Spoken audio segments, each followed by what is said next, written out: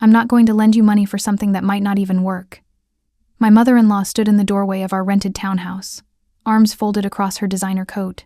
Behind her, my father-in-law nodded, his expression somewhere between pity and annoyance. I stood there, my hands trembling, holding a folder thick with medical documents and bills. $62,000.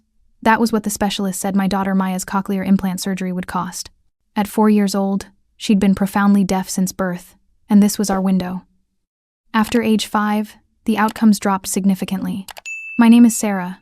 I'm 29 years old, and I live in Portland, Oregon. I work as a graphic designer for a mid-sized marketing firm, making $58,000 a year. My husband Daniel and I have been married for 6 years. We met in college, and his parents never quite approved of me. I wasn't from their circle. My family was working class. His family had money, old money from his grandfather's real estate empire. Maya is our only child. When she was born deaf, I watched my in-laws' faces fall. Not sadness for their granddaughter, but disappointment. As if Maya had failed some test before she could even walk. They visited less and less. Birthday cards arrived late, if at all. Meanwhile, Daniel's younger brother, Marcus, could do no wrong. It's an experimental procedure, my mother-in-law continued. The success rates aren't guaranteed. You should accept that some children are just meant to be deaf. It's not a death sentence. I felt Daniel's hand on my shoulder, steadying me. This isn't experimental anymore, Mom. The FDA approved it 3 years ago. Thousands of children have had this done successfully. Maya could hear. She could speak. She could have a normal life. My father-in-law sighed heavily. Daniel, we've already helped you two so much over the years. We paid for your wedding. We gave you the down payment for your first condo. That was 7 years ago, I said quietly. And you sold that condo out from under us when the market went up. You made $80,000 profit and kept every penny. The silence was sharp. My mother-in-law's mouth tightened. That was an investment property. We were well within our rights. I'm not asking for a gift, I said, my voice cracking despite my effort to stay calm. I'm asking for a loan. We'll pay you back. I'll take on freelance work. Daniel can get a second job. We'll do whatever it takes. My father-in-law pulled out his phone, glancing at it. Sarah, you're already stretched thin financially. How exactly would you pay us back? You're barely making ends meet as it is. We'd be throwing money into a black hole. She's your granddaughter, Daniel said, his voice tight. Our daughter. This could change her entire life. My mother-in-law stepped forward, her hand touching my father-in-law's arm in that placating way she had. We understand this is difficult, but we have to think about our own future too. We're not getting any younger. We can't just hand out money every time there's a crisis. A crisis. My 4-year-old daughter's inability to hear was a crisis to be managed, not a life to be changed. Have you looked into payment plans? My father-in-law asked. Medical financing? Surely there are options. I had looked. I'd spent 3 months researching every possible avenue. The payment plans required interest rates of 18 to 24%. Medical financing companies wanted collateral we didn't have. Our credit cards were already maxed from Maya's hearing aids, speech therapy, and specialist appointments that insurance barely covered. We'd refinanced our car. We'd borrowed from my parents, who lived on fixed incomes and had given us everything they could spare, $3,000. I've tried everything else, I said. You're our last hope. My mother-in-law's expression softened slightly, and for a moment, I thought she might convince her husband. But then he spoke again, his tone final. We can't do it, Sarah. I'm sorry, but we have our own priorities. We need to be smart about our resources. They left 20 minutes later. Daniel and I stood at the window, watching their Mercedes pull away from our modest townhouse. The weight of their refusal settled over us like a fog. I walked into Maya's room and sat beside her bed. She was asleep, her chest rising and falling in perfect silence. Her world was silence. No birds singing, no music, no sound of her parents saying I love you. Over the next week, I reached out to everyone I could think of. Distant relatives, old college friends, Daniel's extended family. Most offered sympathy in small amounts. His Aunt Linda sent $800 with a note saying she wished it could be more. I started a GoFundMe campaign, pouring my heart into the description. Friends shared it. Coworkers donated. After 3 weeks, we'd raised $8,000. It wasn't even close to enough. Then came the phone call from Daniel. He sounded breathless, excited. Sarah, you won't believe it. Marcus just told me. He's starting his own business, and Mom and Dad are funding the whole thing. I sat down slowly. What? Marcus wants to open a craft brewery. He's been talking about it for years, and apparently, Mom and Dad think it's a great investment. They're giving him $180,000 in startup capital. My hand tightened around the phone. $180,000. They're calling it their retirement project. Something to keep them involved and give Marcus a solid future. They've already signed the papers. The brewery's going to be called Heritage Hops or something. Marcus is over the moon. I stood in our kitchen, medical bills stacked on the counter, my daughter's hearing aids sitting in their case beside the sink, and I listened to my husband tell me that his parents had just invested nearly triple what we needed in a business that had a 60% failure rate in the first year. When did they decide this? I asked. Marcus said they've been planning it for about 2 months. They closed the deal yesterday. 2 months. 2 months ago, we'd been begging them for help. They'd looked us in the eye and said they couldn't afford it, that they had to protect their retirement. And the entire time, they'd been planning to give Marcus $180,000 for a brewery. The months that followed were the hardest of my life. We scrambled. I took on every freelance project I could find, working until 2 a.m. most nights. Daniel got a job delivering groceries on weekends. We sold our furniture, downgraded to a cheaper apartment, ate rice and beans for weeks at a time. My parents took out a second mortgage on their house and gave us another $12,000. Through it all, Marcus's brewery plans progressed like a runaway train. Every family gathering, every phone call, every interaction somehow circled back to Heritage Hops. My in-laws were consumed with it. They toured locations, met with architects, sampled hops varieties. My mother-in-law posted constant updates on Facebook about how proud she was of Marcus's entrepreneurial spirit. I tried to be happy for Marcus. I really did. He was Daniel's brother, and there was a time when we'd been close. But that closeness had faded, as it became clear that his parents saw him as the golden child, the one who'd inherited their business sense and ambition. Daniel was the disappointment, the one who'd chosen design over business school, who'd married beneath his station, who'd produced a defective grandchild. One evening in June, my mother-in-law called. "Sarah, we need to talk about the brewery opening." "What about it?" "It's scheduled for September 15th, and we're planning a big celebration. We'd like Maya to participate. We thought she could hand out sample coasters or something cute like that. It would be good for the family image. $300 for her outfit, travel expenses, and a gift for Marcus would run us about $500 total." That was 2 weeks of Maya's speech therapy.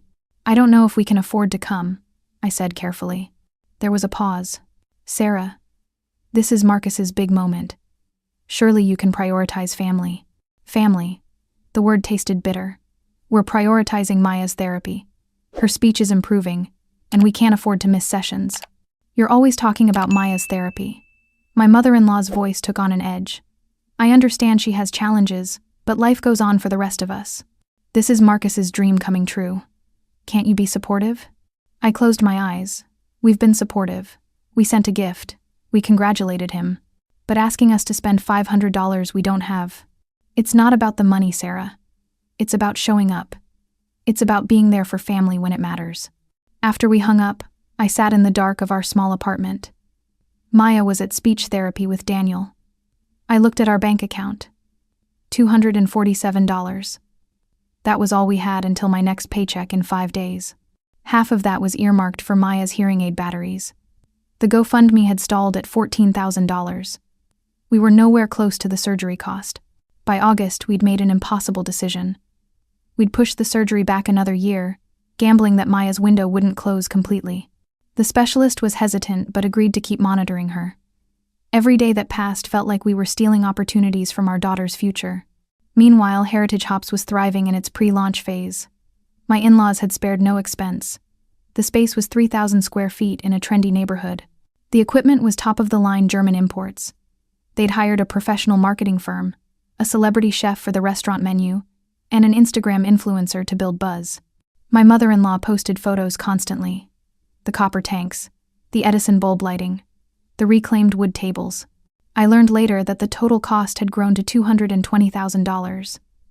My father-in-law had written another check for $40,000 when Marcus ran over budget. Nobody blinked. When Marcus needed capital, the money flowed like water. The brewery opening was on a Saturday in September. We didn't attend. I told my mother-in-law that Maya had a fever. It was a lie. We just couldn't bear to watch them celebrate spending 3.5 times what could have given Maya her hearing while we struggled to afford her hearing aid batteries. That night, my phone exploded with photos. The brewery was packed. My in-laws stood behind the bar with Marcus, beaming.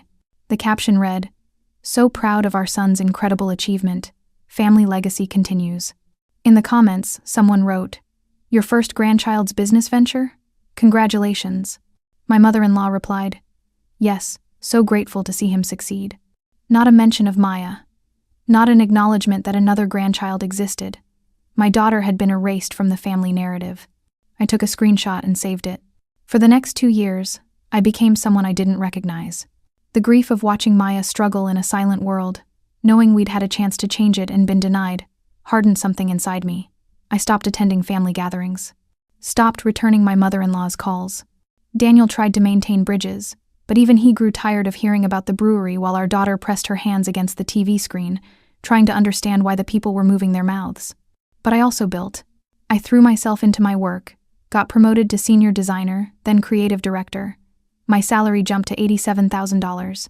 Daniel started his own consulting firm. We saved every spare dollar. We paid off debt. We moved to a better apartment. We rebuilt our credit. And we watched. Heritage hops, meanwhile, struggled. Craft breweries in Portland were everywhere, and Marcus had no real business experience. The Instagram buzz faded. Reviews were mediocre. The restaurant menu was too expensive for the neighborhood. By the second year, they were bleeding money.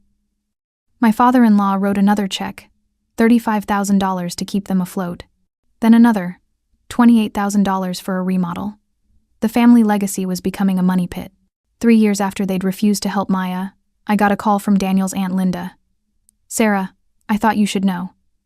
Daniel's parents are in serious financial trouble. The brewery has drained most of their retirement savings. They've taken out a second mortgage on their house. Your father-in-law had a minor heart attack last month, and their insurance doesn't cover everything. They're looking at about $75,000 in debt between the medical bills and what they still owe on the brewery." "How much do they need?" I asked carefully. Linda hesitated. "I think they're hoping to raise about $60,000. That would cover the immediate medical debt and give them breathing room. Marcus can't help. The brewery is barely breaking even. They're too proud to ask, but I thought you and Daniel should know. $60,000. Less than what we'd begged for. Almost exactly what we'd needed for Maya's surgery." I sat with that information for a week. During that time, my phone rang twice. My father-in-law's number. I watched it go to voicemail both times. Then came a knock on our door one Wednesday evening. I looked through the peephole and saw my father-in-law standing there. He looked older than I remembered. Thinner, gray, diminished. I opened the door but left the chain on. "Sarah." His voice was rough. "Please, we need to talk." "About what?" "I lost my job. The company downsized. Between that and the medical bills from my heart attack, and what we've put into Marcus's brewery, we're in serious trouble. We might lose the house. We're asking all our family for help." "Help." The word echoed strangely. "You're asking us for money? I know things have been strained between us. I know we've made mistakes. But we're family. We need a loan. Even $30,000 would help. Anything you could spare." I stared at him through the gap in the door. His face was haggard, desperate. This was the man who'd told me Maya's deafness wasn't worth investing in. Who'd spent $220,000 on his son's brewery without hesitation. "How much did you put into Heritage Hops total?" I asked quietly. He flinched. "That's not relevant." "How much?" "About $255,000 over 3 years. $255,000. I let the number hang between us. "And you need $60,000 now to save your house?" "Sarah, please. That was different. That was an investment in Marcus's future." "And Maya? What was she?" He had no answer. "I'll think about it," I said, and closed the door. Behind the closed door, I leaned against the wall. Daniel came out from the bedroom where he'd been putting Maya to bed. "What are you going to do?" "I don't know yet." But I did know. I'd known the moment I saw my father-in-law's face. The opportunity I'd been waiting for had finally arrived. I didn't contact them for 3 weeks. Let them wait. Let them feel the anxiety of bills piling up, of foreclosure notices, of desperation. My mother-in-law called 23 times in those 3 weeks. Marcus sent 2 long text messages about how his parents had always been there for us, how we owed them support now. The irony was apparently lost on him. I responded to none of them. Instead, I did research. I pulled property records, loan documents, credit reports on the brewery. Their house was worth about $480,000, and they owed $175,000 between the original mortgage and the second they'd taken. They had equity, but not enough to start over comfortably. They'd have to sell, move to a modest condo, live on Social Security and whatever my father-in-law could scrape together from a new job at his age. It would be hard for them, humbling, a complete reversal of the comfortable life they'd built, but they'd survive. That was the difference between their situation and what Maya had faced. They weren't going to lose a fundamental sense. They were just going to be uncomfortable. On the 22nd day, I finally called my father-in-law back. Sarah. He sounded breathless. Thank God. We've been so worried you wouldn't respond. I want to meet, all of you, Mom, and Marcus. We need to have a conversation. Of course. Of course. When? Where? Our apartment. Saturday at 1 p.m. We'll be there. Thank you, Sarah. You don't know what this means. I hung up without responding. Saturday arrived cold and gray. I'd spent the morning preparing, printing documents, organizing them in a folder on our coffee table. Daniel had taken Maya to her grandmother's house, my mother. I needed to do this alone. They arrived at exactly 1 p.m., all three of them. My father-in-law looked worse than he had at my door, his suit hanging loose. My mother-in-law seemed to have aged a decade, her hair more gray, her designer clothes slightly dated now. Marcus looked uncomfortable, dressed too formally, holding a folder like it was armor. Thank you for seeing us, my mother-in-law said, moving as if to hug me. I stepped back. Sit down. They arranged themselves on our couch, sitting close like children called before a principal. I remained standing. You asked me for $60,000. We know it's a lot, my father-in-law started, but we're prepared to offer collateral, to sign a formal loan agreement. We'd pay you back with interest. How? I asked flatly. You have no income. Mom doesn't work. What would you use to pay me back? I'm looking for work. Something will come through. At 67? With a heart condition? He flinched. I picked up the folder from the coffee table. I have some questions first. Do you remember this conversation? March 8th, 3 years ago. Daniel and I came to you and asked for $62,000 to pay for Maya's cochlear implant surgery. My mother-in-law's face went pale. Sarah, we've been over this. Have we? Because I don't think we have. Not really. Not honestly. I held up a document, Maya's surgical estimate with the cost clearly listed. $62,000. You told me you couldn't afford it. That you had to protect your retirement. That it was experimental and might not work. We made the best decision we could at the time, my father-in-law said stiffly. Did you? I pulled out another paper. This is the LLC filing for Heritage Hops. Initial capital investment, $180,000. Paid in full by you 2 months after you told me you couldn't afford to help Maya here. Marcus stood up. This isn't fair. You're twisting everything. Sit down, I said, my voice hard enough that he obeyed. I'm not finished. I pulled out more documents, laying them on the coffee table one by one. Initial investment, $180. Equipment upgrades, $40. Remodel, $28. Operating losses covered, $35. Should I continue? The total is $283,000 over 3 years. That's more than 4 times what could have given Maya the ability to hear. What do you want from us? My father-in-law demanded. An apology? Fine. We're sorry. We made a mistake. Is that what you want to hear? A mistake? I repeated softly. You think choosing a brewery over your granddaughter's hearing was a mistake? We didn't know the brewery would fail. My mother-in-law whispered. But you knew Maya was deaf. You knew she had a window for intervention. You knew and you chose Marcus's dream over her reality. I pulled out another document, the one that hurt most to look at. A photo of Maya at age 4, wearing her hearing aids, pressing her hands against my face to feel me speak. This is what $62,000 would have changed. This child, your granddaughter. Do you remember her? My mother-in-law started crying. Marcus looked away. My father-in-law stared at the photo, his jaw tight. Sarah, please, my mother-in-law said through her tears. We know we failed you. We know we should have done more. But we can't change the past. We can only ask for your mercy now.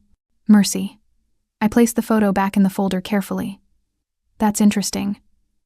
I don't remember receiving much mercy when I begged you for help. When Daniel and I sold everything we owned, when we ate rice and beans for months, when my parents took out a second mortgage on their house to help us. We didn't understand how bad it was, my father-in-law said. Didn't you?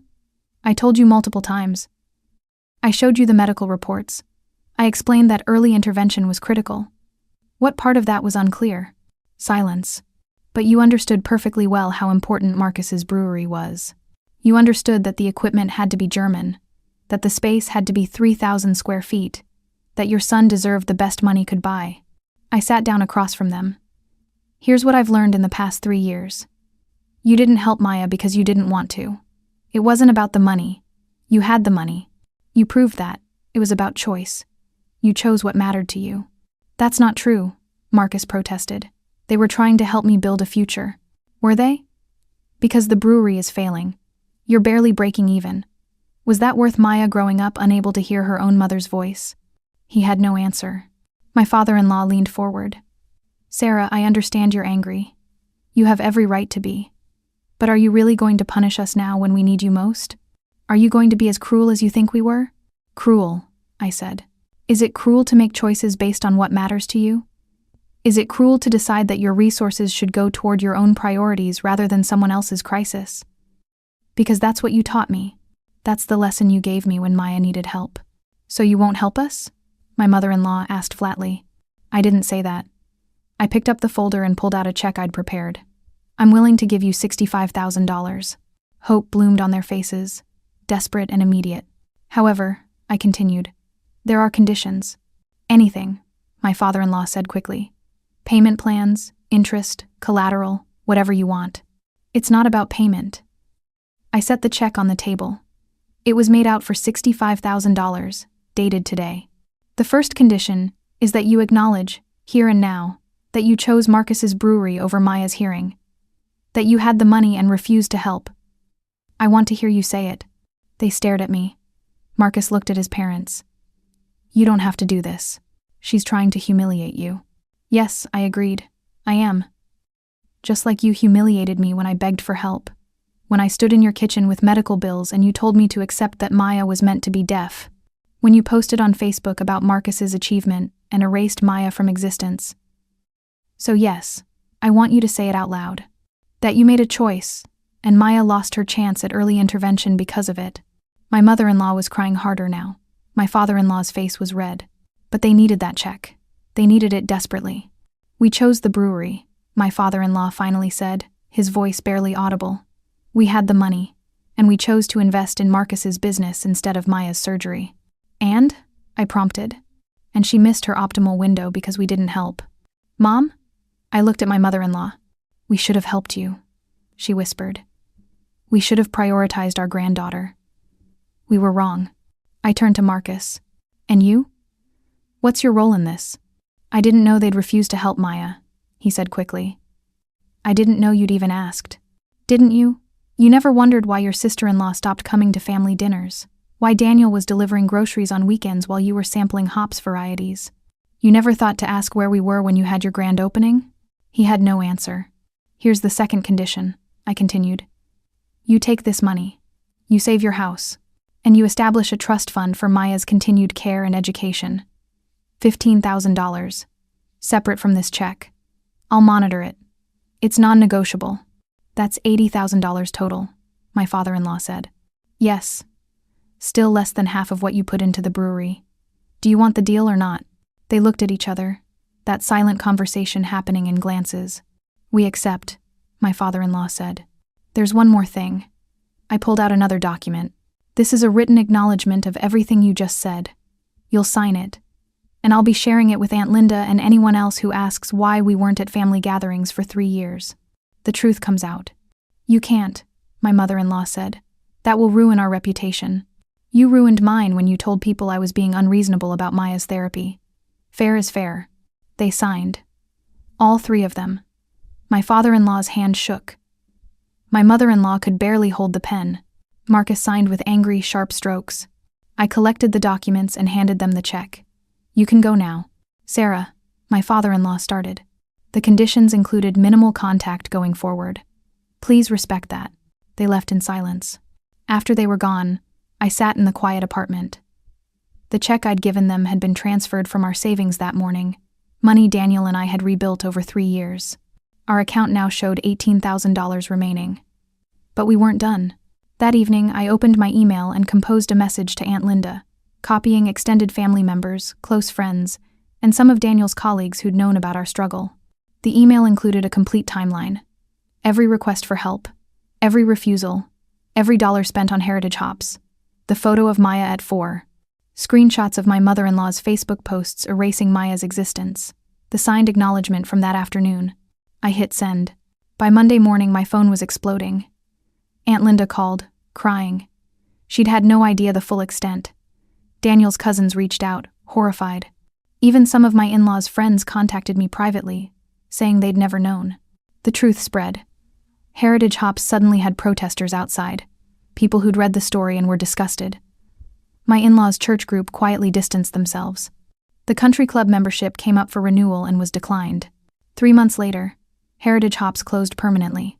Marcus moved to Denver, putting distance between himself and the scandal. My in-laws kept their house, but became recluses.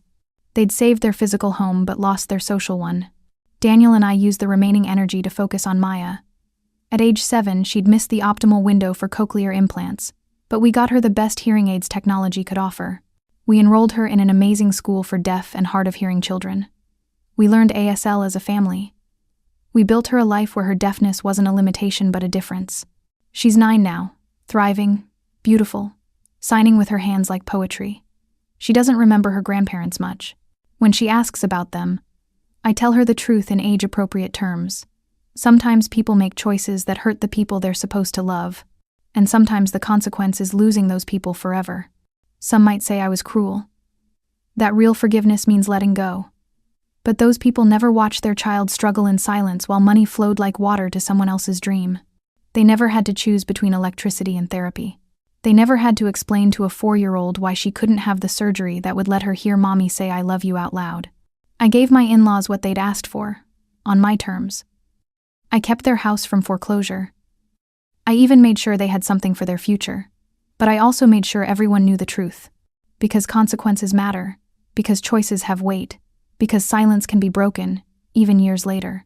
And I moved forward into a future they'd never fully be part of, carrying Maya's strength with me, teaching her that sometimes love means boundaries, and justice means holding people accountable. They taught me that family was conditional, that love had limits, that some dreams mattered more than others. I simply returned the lesson, wrapped in a check they desperately needed, and a truth they couldn't escape.